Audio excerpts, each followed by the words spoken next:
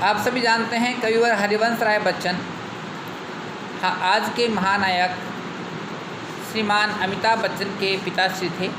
इनका जन्म इलाहाबाद, जिसे वर्तमान में प्रयागराज के नाम से जाना जाता है, 1907 ईस्वी में हुआ। इनकी हिंदी में कई प्रसिद्ध रचनाएं हैं, जिसमें हिंदी की श्रेष्ठतम कविताओं में मधुशाला जो 1935 में प्रकाशित हुई, मधुबाला जो 1938 में प्रकाशित हुई, मधु कलश वो भी 1938 में प्रकाशित हुई, ऐसे निशा निमंत्रण, मिलन यामिनी, आकुल अंतर, एकांत संगीत, सतरंगिणी, आरती और अंगारे, नए पुराने झरोके और टूटी फूटी कड़ियाँ, ये इनके प्रसिद्ध काव्य संग्रह हैं। ऐसे ही उन्होंने अपने आत्मकथा लिखी है, जो 4 भागों में उनकी आत्मकथा है। बहुत बड़ा प्रश्न है, कई बार पूछा भी जाता है कि हरिवंश राय बच्चन की जो आत्मकथा है वो कितने भागों में है और उनके नाम क्या क्या हैं। आपके पाठ्यक्रम से लेकर के विश्वविद्यालय स्तर की प्रतियोगी परीक्षाओं में ये प्रश्न अक्सरतः पूछा जाता रहा है। तो ये 4 भाग इस प्रकार हैं: क्या भूलूं क्या याद करूं, नीड़ का निर्माण, फिर बसेरे से दूर और 10 द्वार से सोपान तक। ये इनके 4 आत्मकथा के खंड हैं। इसी प्रकार उन्होंने कुछ नाटकों का अनुवाद किया है, जिसमें शेक्सपियर का एक नाटक है हेमलेट, जिसका अनुवाद उन्होंने हिंदी में किया है। ऐसे जनगीता और मैकबेथ ये उनके ट्रांसलेशन किए हुए नाटक और अन्य रचनाएं हैं। ऐसे उन्होंने एक डायरी लिखी है, प्रवासी की डायरी। इस प्रकार उनका जो भी साहित्य हमारे सामने हमें वर्तमान में प्राप्त होता है, उसे भारतीय साहित्य अकादमी के द्वारा 10 खंडों में प्रकाशित किया गया है, बच्चन ग्रंथावली के नाम से। सन 2003 में मुंबई में आपका देहावसान हुआ। हिंदी कविता के जीते जागते हस्ताक्षर और भारत के संविधान में हिंदी को एक राजभाषा के रूप में महत्वपूर्ण दर्जा दिलाने वाले व्यक्तित्व के रूप में हरिवंश राय बच्चन, हम उनको याद करते रहे हैं, याद किए जाते रहे।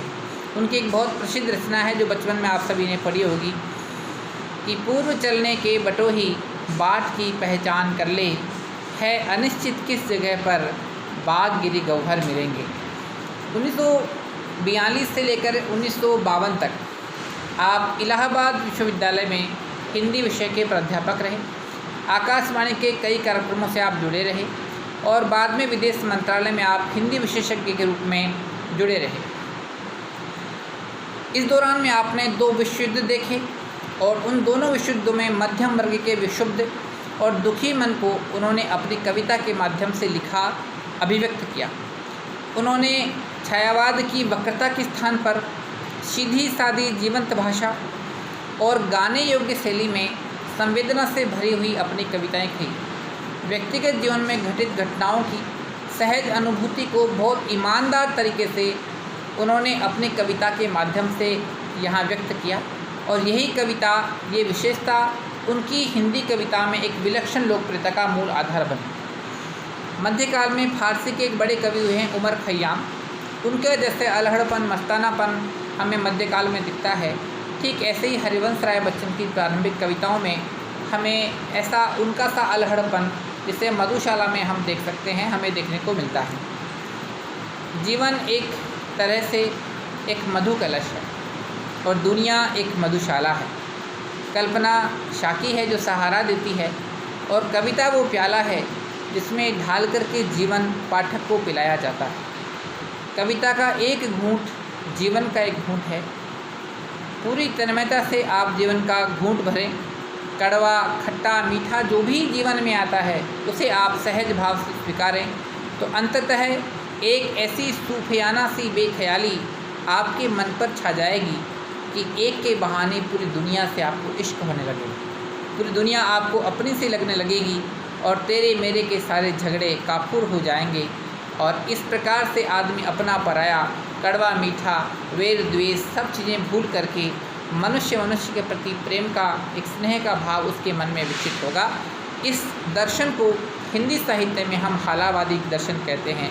यूँ कह सकते हो आप, जिस प्रकार से कोई व्यक्ति शराब पी लेता है और उसके नशे में अपने समस्त दुख व्याधियाँ भूल जाता है, ठीक इसी प्रकार से कविता की जो फक्कड़ाना मस्ती है उसको जब व्यक्ति जीने लगता है और उसके मन के जो वेर हैं, उसके मन के जो दुखद पक्ष हैं, खट्टे मीठे पक्ष हैं, वो उससे दूर होने लगते हैं और सारी दुनिया उसको अपनी सी लगती है। तो हम इसको हिंदी की कविता में, हिंदी के इस साहित्य के अनुसंधान के दौरान इसे हम हालावादी दर्शन के रूप में याद करते हैं। आज हमारे इस कविता में उनकी कविता है आत्मपरिचय, जो उनके गीत संग्रह निशा निमंत्रण उससे दी गई है। इसमें एक बहुत अच्छी बात है कि अपने को जानना दुनिया को जानने से ज़्यादा कठिन है, और ये सत्य है। हम स्वयं को अभिव्यक्त नहीं कर पाते, स्वयं की सारी बातें सबके सामने नहीं कह पाते। हर व्यक्ति का समाज से खट्टा मीठा अनुभव होता है, और हम जब संसार में रहते हैं तो संसार से पूरी तरह हम निरपेक्ष नहीं रह सकते। जिस प्रकार से हमारा समाज पर प्रभाव पड़ता है, ठीक वैसे ही समाज का अच्छा बुरा, नकारात्मक और सकारात्मक प्रकार का प्रभाव हमारे ऊपर पड़ता है। दुनिया अपने व्यंग्य बाण और शासन प्रशासन से जितना चाहे कष्ट दे, पर दुनिया से कट कर के मनुष्य रह भी नहीं पाता। उसकी अपनी अस्मिता, उसकी पहचान को उठाने का, जागृत करने का उस भाव, उसका परिवेश ही उसकी दुनिया है। अपना परिचय देते हुए वह लगातार दुनिया से अपने द्विधात्मक और द्वंद्वात्मक संबंधों का मर्म ही उद्घाटित करते चलता है। और पूरी कविता का सारांश एक पंक्ति में ये बनता है कि दुनिया से मेरा संबंध क्या है, प्रीति और कलह का। मेरा जीवन विरोधों का सामंजस्य है, उन्मादों में अवसाद और रोते हुए राग, शीतल वाणी में आग। विरोधों का विरोधाभास मूलक सामंजस्य साधते साधते कवि के अंदर एक ऐसी बेखुदी, एक ऐसी मस्ती, एक ऐसी दीवानगी उनके व्यक्तित्व में उतर आई है कि कवि कहता है कि दुनिया में हूँ लेकिन दुनिया का तलबगार नहीं हूँ, और बाजार से तो गुजरा हूँ लेकिन खरीदार नहीं हूँ। ऐसा कुछ कहने का एक ठस्सा उनके अंदर निकल करके बाहर आया है। ये ठस्सा ही छायावाद की जो बाद की स्वतंत्रतावादी काव्यधारा है, उस गीति काव्य का प्राण है। किसी असंभव आदर्श की तलाश में सारी दुनिया ठुकरा कर उस भाव से दुनिया से इन्हें कोई वास्ता नहीं है। प्रीति कलह का यही वितान और विरोधाभास का ये विग्रह इन्हें दूर टिमटिमाते तारे की अबूझ रहस्यात्मकता से लहालोट रखता है। निशा निमंत्रण से उद्धृत गीत में प्रकृति के दैनिक परिवर्तनशीलता के संबंध में प्राणी वर्ग मनुष्य के धड़कते हृदय को सुनने की काव्यात्मक कोशिश की थी। बहुत ही सरल, सबके द्वारा अनुभव किए गए सर्वानुभूत बिंबों के जरिए किसी अगोचर सत्य की रूहानी छुअन महसूस करा देना कि एक दिन आदमी के जीवन का सवेरा होता है और धीरे धीरे उसके जीवन की सांझ आ जाती है, दिन बहुत जल्दी जल्दी उसका ढल जाता है। ये कविता की एक जो संदेश है कवि हमें समझाना चाहता है, वो इस कविता के माध्यम से हमें बच्चन साहब की इस कविता के द्वारा हमें जानने को मिलेगा। ये गीत उसका एक बेहतर नमूना है। अपने किसी प्रिय आलम्बन या विषय से भावी साक्षात्कार का अवसन ही, किसी अपने से मिलने की कामना ही हमारे प्रयास के पगों की गति में चंचलता भर देता है, अन्यथा हम शिथिलता और फिर जड़ता को प्राप्त होने के लिए अभिशप्त हो जाते हैं। गीत इस बड़े सत्य के साथ समय के गुजरते जाने के एहसास में लक्ष्य प्राप्ति के लिए कुछ कर गुजरने का जज्बा भी लिए हुए है। तो आइए हम शुरुआत करते हैं। ये कविता की प्रथम भूमिका थी आत्मपरिचय। मैं जग जीवन का भालिए फिरता हूँ, फिर भी जीवन में प्यालिए फिरता हूँ। कर दिया किसी ने झंकृत जिनको छूकर, मैं सांसों के दो तालिए फिरता हूँ।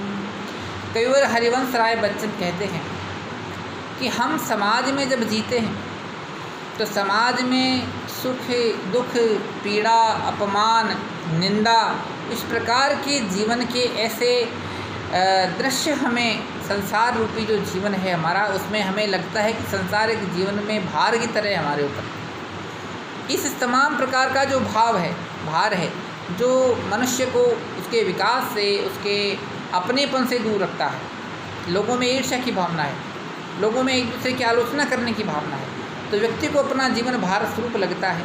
तो कवि कहता है कि जो संसारिक जीवन का ये जो भार है, इसको मैं अपने साथ लेकर के घूमता हूँ, लेकिन फिर भी मेरे हृदय में लोगों के द्वारा किए गए तमाम प्रकार के अच्छे बुरे बर्ताव के बाद भी मेरे मन में उन सभी के प्रति स्नेह विद्यमान है, प्रेम विद्यमान है, प्यार विद्यमान है। इसलिए भले ही दुनिया के अंदर तमाम प्रकार की बुराइयां हो, लेकिन मेरे हृदय में उनके प्रति प्यार का, प्रेम का भाव सर्वत्र विद्यमान है। और कवि कहता है कि जिस प्रकार किसी वीणा के तारों को कोई छू देता है और उनको छूने से वो गुनगुनाने लगते हैं, ठीक ऐसे ही कर दिया किसी ने झंकृत जिनको छूकर, मैं सांसों के 2 तार लिए फिरता हूँ। मेरी कविता में मेरी सांसों से जो आवाज़ निकलती है, मेरी जो लेखनी निकलती है, मेरे जो गीत निकलते हैं, वो किसी के प्रेम के स्पर्श से छुए हुए छून हैं। अर्थात मेरे जीवन में प्रेम विद्यमान है और उस प्रेम के स्नेह के कारण ही मैं सांसों के इन तारों के द्वारा, मेरी कविता के द्वारा, मेरी वाणी के द्वारा, मेरे कविता के इन बोलों के द्वारा मैं लोगों के बीच में जुड़ पाता हूँ।